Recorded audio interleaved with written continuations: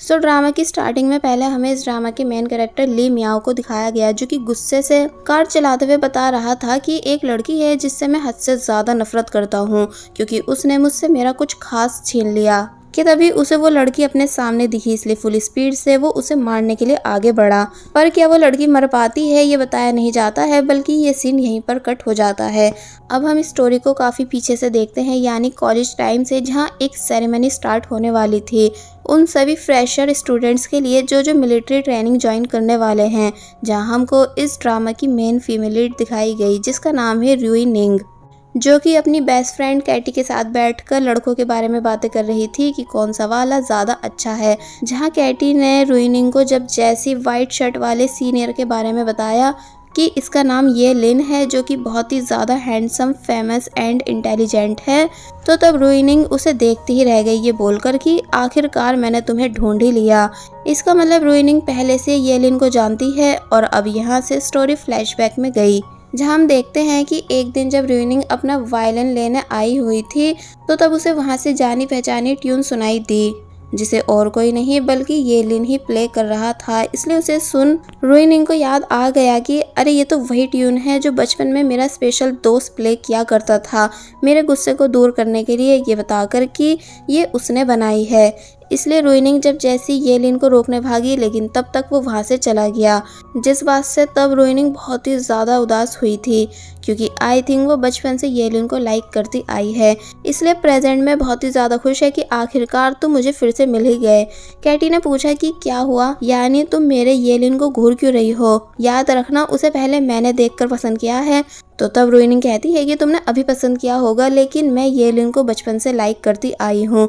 तो तब कैटी उससे लड़ने लगी। साथ ही यहाँ हम एक और लड़की जिसका नाम शैन है उसे भी देखते हैं, जो कि कुछ देर बाद स्टेज पर स्पीच देने वाली है, इसलिए बहुत ही ज़्यादा नर्वस नज़र आ रही थी। कि तभी दो लड़कियाँ उसे देख बातें करने लगी कि वाह ये कितनी ज़्यादा प्रिटी है, मैंने सुना है कि ये फ्रेशर स्टूडेंट है, इसकी ड्रेस तो देखो कितनी ज़्यादा एक्सपेंसिव लग रही है, ज़रूर ये लड़की काफ़ी ज़्यादा रिच होगी। तो तब शैन मुस्कुराने लगी अपनी ड्रेस की तारीफ सुनकर। सीनियर लड़की ने उससे स्पीच स्टार्ट करने को बोला, तो तब शैन पूरी हिम्मत के साथ स्पीच देने लगी, जबकि वहीं दूसरी तरफ कैटी और रुइनिंग अब भी लड़ रही होती हैं कि आखिर कौन ये लिन को अपना बनाएगा। इसलिए कैटी बोलती है कि चलो ठीक है, जिसने पहले ये लिन को प्रपोज किया वो उसका।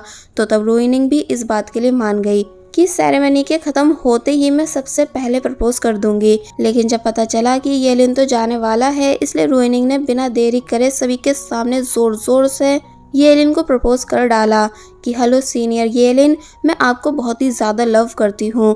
तो ये सुन सभी लोग सरप्राइज हुए, स्पेशली येलिन की आखिर ये है कौन जो मुझे डायरेक्ट प्रपोज कर रही है। मगर वहीं शैन की रुइनिंग की वजह से सारी स्पीच खराब हो चुकी थी। कि तभी ये मियाओ सारा माहौल खराब करते हुए कहने लगा कि इस प्रिंस के सपने देखना छोड़ दो, क्योंकि वो कभी तुम्हें एक्सेप्ट नहीं करेगा। तो तब रुइनिंग गुस्सा हुई कि आखिर तुम हो कौन बीच में टांग अड़ाने वाले। तो तब इसी बीच येलिन वहाँ से चला जाता है। ये मियाओ कहता है कि थोड़ा जोर डालो दिमाग पर, फिर तुम्हें खुद याद आ जाएगा कि आखिर में हूँ कौन। तो तब रुइनिंग याद करने लगी एंड फाइनली उसे सब याद भी आ गया। एक्चुअली रुइनिंग पहले भी ये मियाओ से मिल चुकी है जब वो किसी से बचकर भाग रही थी। एंड देन ये मियाओ को देख मदद मांगने लगी कि प्लीज़ मुझे उससे बचा लो। ये मियाओ कहने लगा कि अच्छा ठीक है, मैं तुम्हें बचा लूँगा, पर पहले बताओ तो कौन तुम्हारा पीछा कर रहा है। और फिर जब जैसे ये मियाओ ने देखा कि ये तो एक एंग्री डक है, इसलिए वो भी तभी वहाँ से भागने लगा। बेचारा बहुत चिल्लाया कि प्लीज़ कोई तो बचा लो, लेकिन कोई सामने नहीं आता। रुइनिंग को घर खुला दिखा, जिसके अंदर वो घुस गई एंड डोर लॉक कर लेती है, जबकि ये मियाओ चीखता रह गया कि प्लीज़ ऐसा मत करो, मुझे भी अंदर ले लो। मगर तभी एंग्री डक वहाँ आ गई, जो कि बहुत बुरी तरह से ये मियाओ को काटने लगी। बेचारा बस चीखता एंड रोता ही रह गया, लेकिन रुइनिंग ने बिल्कुल भी उसके लिए डोर ओपन नहीं किया। इसलिए ये सब याद कर वो प्रेजेंट में बोलती है कि अच्छा तो तुम हो। ये मियाओ बोलता है कि हाँ मैं ही हूँ, और अब तुम्हारा जीना मुश्किल कर दूंगा। रुइनिंग ये मियाओ से लड़ने लगी, लेकिन जब जैसी कैटी बताती है कि अरे ये तो ये लिन का भाई है ये मियाओ, तो ये बात सुन रुइनिंग के होश उड़ गए कि अरे ये क्या, मैं अपने फ्यूचर बॉयफ्रेंड के भाई से पंगा ले चुकी हूँ।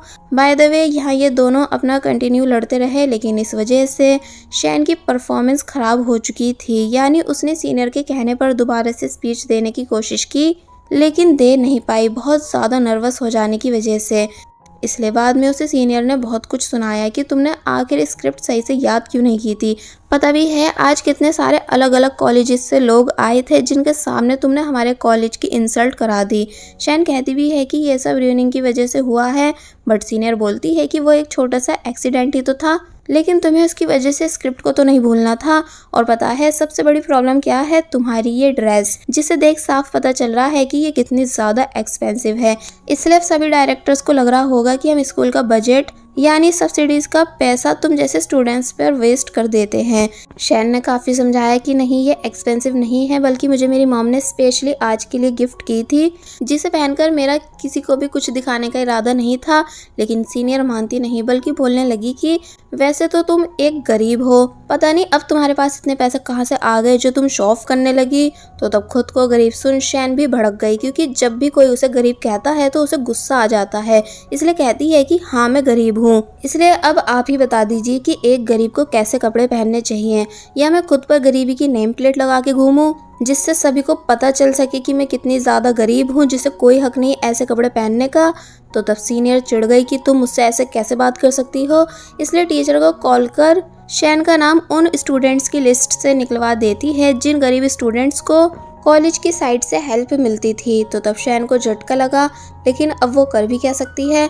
बाद में उसके पास उसकी मॉम की कॉल आई, जो कि स्पीच के बारे में पूछने लगी, एंड ये भी कि तुम्हें मेरी भेजी हुई ड्रेस पसंद आई भी कि नहीं। तो तब शैन कहती है कि हाँ मॉम, मुझे बहुत ही ज़्यादा पसंद आई, लेकिन आपने इसे ख़रीदा कहाँ से। तो तब शैन की मॉम ने क्या रिप्लाई दिया ये तो हमें सुनाया नहीं गया, लेकिन उसको सुनने के बाद शैन इतना ज़्यादा रोई कि भागती भी वहाँ से जाने लगी कि तभी रास्ते में वो ये मियाओ से टकरा जाती है। ये मियाओ पहले सॉरी करता है, मगर फिर बाद में हैरानी से पूछने लगा कि तुम इतना रो क्यों रही हो, यानी क्या बहुत ही ज़्यादा हर्ट हो। शैन कुछ नहीं बोली, बल्कि चुपचाप उठने की कोशिश करने लगी, लेकिन अब क्योंकि उसकी ड्रेस फंस चुकी थी तो तब ये मियाओ उसकी हेल्प कराता है ड्रेस बाहर निकालने में, मगर इस चक्कर में उसने ड्रेस को ही फाड़ डाला, ये बोलकर कि ये अब ज़्यादा परफेक्ट लग रही है, पहले कुछ ज़्यादा ही लॉन्ग थी बट अब ब्यूटीफुल दिख रही है। तो तब शैन बस ये मियाओ को देखती ही रह गई कि आखिर ये है कौन, जो कि ये कहकर चला गया कि मुझे थैंक्स करने की ज़रूरत नहीं, क्योंकि मेरी आदत है लोगों की हेल्प करने की। बाय द वे शैन ये मियाओ से इम्प्रेस हो चुकी थी, यानी वो उसे काफ़ी ज़्यादा कूल लगा, या कहो कि उसे ये मियाओ पहली नज़र में ही पसंद आ जाता है। अब हमें रुइनिंग को दिखाया गया, जिसने चालाकी से अपनी फ्रेंड कैटी को सामान लेने भेज दिया ताकि खुद येलिन को फॉलो कर सके, एंड वो कर भी ऐसा रही थी, ये बोलकर कि मिलिट्री बस में बैठने से पहले हमें ज़रूरत की चीज़ें खरीद लेनी चाहिए। बट कैटी को सब समझ आ रहा था कि इसने मुझे यहाँ जानबूझ के भेजा है येलिन से दूर रखने के लिए, इसलिए पूछती है कि तुम अचानक आखिर क्यों येलिन को इतना ज़्यादा पसंद करने लगी हो। तो तब र्यूनिंग बताती है इसलिए क्योंकि येलिन के साथ कनेक्शन मेरा अब से नहीं बल्कि बचपन से है, जिसे मैं काफ़ी टाइम से ढूंढ रही थी, यानी हमारा दोबारा मिलना एक डेस्टिनी है। कैटी ये सुन हैरान हुई, इसलिए काफ़ी ध्यान से र्यूनिंग की बातों को सुनने लगी, जिन्हें सुनते सुनते वो इतना ज़्यादा खो चुकी थी कि ये तक नोटिस नहीं कर पाई कि जिस पर वो बैठी है वो कोई स्टैचू नहीं बल्कि एक इंसान है, जिसको जब जैसे किसी ने कॉइन दिया तो उसे उसने चुपचाप रख लिया।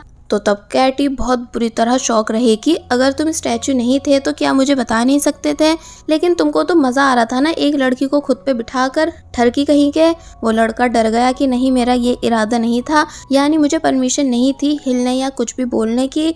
बट कैटी उसकी एक नहीं सुनती, बल्कि बहुत बुरी तरह उस लड़के के पीछे भागी उसे मारने के लिए। और वहीं येलिन से एक पर्सन पूछ रहा था कि क्या तुम सही में उस लड़की को नहीं जानते जिसने आज सुबह तुम्हें प्रपोज किया।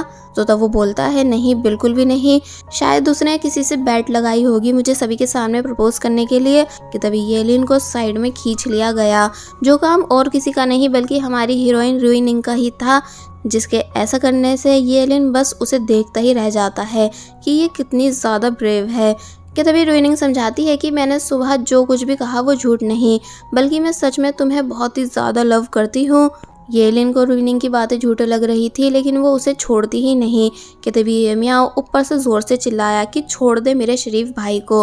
तो तब रुइनिंग येलिन का हाथ पकड़ उसे अपने साथ भगा कर ले गई। अब हम देखते हैं कि ये दोनों किसी लैब में आए, जहाँ येलिन बोल रहा था कि मैं मान ही नहीं सकता कि तुम्हें मुझसे पहली नज़र में लव हो चुका है। तो तब रुइनिंग समझाती है कि हम आज पहली बार थोड़ी ना मिले हैं, बल्कि बचपन में भी मिल चुके हैं। येलिन हैरान हुआ कि बचपन में कब, कि तभी इन्हें कुछ लोगों की आवाज़ सुनाई दी जो कि इसी तरफ आ रहे थे। दोनों ही काफ़ी ज़्यादा डर गए और फिर अब जैसी सभी लोगों की एंट्री अंदर हुई तो तब वो सब भी शॉक रह जाते हैं कि आखिर तुम दोनों यहाँ कर क्या रहे हो। येलिन अपनी मॉम को देखते हुए उनका नाम पुकारने लगा कि मॉम आप यहाँ। तो तब रुइनिंग ने भी ऐसा ही किया, यानी मॉम कहकर पुकारा। तो तब येलिन कहता है कि कम से कम मेरी मॉम को तो मॉम मत बोलो। बट रुइनिंग तो अपनी मॉम को पुकार रही थी जो कि एक बहुत ही फेमस एशियन पेंटिंग टीचर है, जिन्होंने जब जैसे रिवील किया कि ये मेरी बेटी है रुइनिंग, तो ये सुन सभी लोग शॉक रह गए, स्पेशली येलिन, क्योंकि वो पता नहीं कब से ट्राई कर रहा है रुइनिंग की मॉम का स्टूडेंट बनने का। इसका मतलब रुइनिंग एक बहुत ही ज़्यादा रिच लड़की है। वैसे तो येलिन भी रिच दिखाया गया है बट रुइनिंग सबसे ज़्यादा है। कि तभी ये मियाओ भी वहाँ आ गया जो कि खुश होने लगा कि अच्छा हुआ ये लड़की रंगे हाथों पकड़ी गई। वेल अब हम बाहर का सीन देखते हैं जहाँ येलिन की मॉम गुस्सा थी कि तुम आखिर उस लड़की के साथ वहाँ क्यों थे। येलिन ने एक्सप्लेन किया भी कि जैसा आप सोच रही हो वैसा कुछ भी नहीं। तो तब वो बोलती है कि मैं नहीं चाहती कि तुम उस औरत के स्टूडेंट बनो, यानी रुइनिंग की मॉम के। तुम्हें एशियन पेंटिंग टीचर चाहिए ना, कोई नहीं, उसे मैं दुनिया के किसी भी कोने से ढूंढ कर तुम्हारे लिए लाऊंगी, पर बस तुमको रुइनिंग की मॉम का स्टूडेंट नहीं बनना। तो तब येलिन समझाता है कि मॉम एशियन पेंटिंग के टीचर बहुत कम होते हैं, जिनमें से रुइनिंग की मॉम सबसे ज़्यादा एक्सपर्ट है, इसलिए मैं उन्हें अपनी टीचर बनाना चाहता हूँ। तो तब येलिन की मॉम गुस्से से बोली कि मुझे वो औरत बिल्कुल पसंद नहीं, यानी मैं नफरत करती हूँ उससे। क्या तुम ये बात समझ नहीं पा रहे हो? येलिन हैरान हुआ कि आखिर इतनी नफरत क्यों, मगर फिर जैसे तैसे अपनी मॉम को चुप कराकर ले जाने लगा, इससे पहले कि वो और भी ज़्यादा गुस्सा होती। जिसके बाद अब हम सभी स्टूडेंट्स को मिलिट्री ट्रेनिंग बस के पास देखते हैं, जहां एक लड़का कैटी को काफ़ी ज़्यादा पसंद आया, इतना ज़्यादा कि उसे देख वो लाइन तक चेंज कर लेती है। बाय द वे इस लड़के का नाम है चैन मो, जो कि कैटी को देख शॉक रह गया क्योंकि ये वही स्टैचू वाला पर्सन था, लेकिन कैटी उसे पहचान ही नहीं पाई। और वहीं रुइनिंग येलिन को देख उससे बात करने वाली होती है, मगर तभी ये मियाओ बीच में आ गया कि खबरदार अगर तुम मेरे भाई से बोली वरना मैं उसे डक वाला इंसिडेंट बता दूंगा। तो तब रुइनिंग मुंह बनाते हुए वहां से चली गई एंड अपनी सीट पर बैठ गई, जिसके बराबर में ये मियाओ भी बैठा ताकि रुइनिंग उसके भाई को ज़बरदस्ती अपने पास नहीं बिठा पाए। और वहीं बाहर अब धीरे धीरे कैटी को भी लगने लगा कि जैसे मैंने कहीं तो इस लड़के को देखा है, लेकिन कहाँ मुझे याद नहीं आ रहा। तो तब चैन मो काफ़ी ज़्यादा घबराया। कैटी रुइनिंग के पास आई, लेकिन ये मियाओ को देख वहाँ से पीछे बैठने चली गई। तो तब रुइनिंग को ये मियाओ पर और भी ज़्यादा गुस्सा आने लगा। ये मियाओ समझाता है कि देखो मेरे भाई का पीछा छोड़ दो, वो बहुत ज़्यादा सीधा एंड शरीफ है, तुम्हारी तरह नहीं जो लोगों को प्रॉब्लम्स में डाले। तो तब रुइनिंग समझाती है कि नहीं ऐसा नहीं, यानी मैं येलिन को लेकर सीरियस हूँ एंड सॉरी, मैंने उस दिन तुम्हारे साथ डक वाला इंसिडेंट जानबूझ के नहीं किया था, मैं बस बहुत डरी हुई थी। और फिर तभी ये मियाओ को चॉकलेट देने लगी, मगर वो उसे जहर समझकर खा नहीं रहा था। तो तब टीचर रुइनिंग को डांटती हैं कि बस में कुछ भी खाना अलाउ नहीं, बट रुइनिंग तब भी चुपके से खुद भी चॉकलेट खा जाती है और ये मियाओ को भी खिला देती है। टीचर पूछने लगी कि तुमने कुछ खाया है ना? तो तब बेचारा ये मियाओ अपना मुंह ही नहीं खोल पाता कि अब भला मैं कैसे बताऊं कि मेरी कोई गलती नहीं। तो वहीं रुइनिंग भी कुछ नहीं बोल पा रही थी मुंह में चॉकलेट होने की वजह से, इसलिए बस ये दोनों एक दूसरे पर हंसते रहे। दूसरी तरफ येलिन शैन को वाटर बॉटल देने लगा, जो कि ये मियाओ के ख्यालों में खोई हुई थी कि आज उसने कैसे मेरी हेल्प की। कि तभी उसके हाथ से लीड बैग से बाहर निकल गई, जिसको उसने तुरंत वापस से बैग के अंदर कर लिया, यानी वो ऐसे प्रिटेंड कर रही थी कि जैसे वो सॉन्ग सुन रही है ताकि कोई भी उससे बात नहीं करे। तो तब येलिन कहता है कोई नहीं, जब मेरा भी अकेले रहने का मन करता है तो तब मैं भी ऐसा ही करता हूँ। तो तब शैन ने उसे थोड़े रूड वे में आंसर दिया कि बट मैं तुम्हारी तरह नहीं, यानी मैं तुम सबसे अलग हूँ, इसलिए अकेली रहना चाहती हूँ। तो तब ये बात सुन येलिन चुप हो जाता है। वेल अब फाइनली ये सभी लोग मिलिट्री ट्रेनिंग प्लेस पहुंचे, जहां बताया जा रहा था कि चाइना में सदियों से सभी नागरिकों को मिलिट्री ट्रेनिंग देने की प्रथा चलती आ रही है, जिसमें हम आपको 6 चीज़ें सिखाएंगे: archery, riding, music, good manners, writing and math. और फिर तभी पूछने लगे कि आप सभी किस चीज़ से मोटिवेट होकर आए हो। तो तब सभी लोग अपने अलग अलग रीजंस बताने लगे, बट रुइनिंग साफ बताती है कि मैं यहाँ सिर्फ येलिन की वजह से आई हूँ, क्योंकि मैं उसको बहुत ही ज़्यादा लाइक करती हूँ। सब लोग शॉक रह गए कि ये लड़की कितनी ज़्यादा ब्रेव है, यानी देखो तो इसमें कितना ज़्यादा कॉन्फिडेंस है अपने लव को पाने का।